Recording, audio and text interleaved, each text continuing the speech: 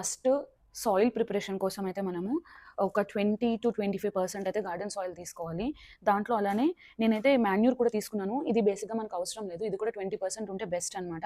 లేకపోతే వదిలేసేయండి. And vermi compost కూడా తీసుకోవాలి. నేను ఆల్రెడీ గార్డెన్ సాయిల్‌లోనే వర్మి కంపోస్ట్ కూడా మిక్స్ చేశాను. సో, ఇక్కడ నాకు చూయించడానికి పాసిబిలిటీ కుదరలేదు.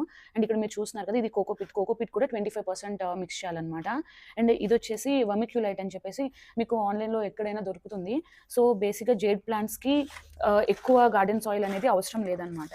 కాబట్టి ఫస్ట్ అయితే వీటినన్నింటిని బాగా మిక్స్ చేసుకోండి.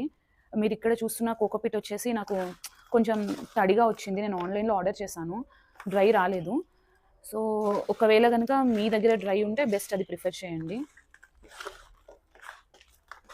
ఈ ప్రాసెస్‌లో ఏదైనా స్టోన్స్ కానీ అలాంటివి ఏమైనా ఉన్నా చిన్న చిన్న స్టోన్స్ అయితే మాత్రం వదిలేయండి. డజంట్ మేక్ ఎనీ డిఫరెన్స్ అనమాట మీకు ప్లాంట్ గ్రోత్‌కి. నేను ఈ సాయిల్‌లో కొంచెం నీమ్ పౌడర్ కూడా యాడ్ చేస్తున్నాను.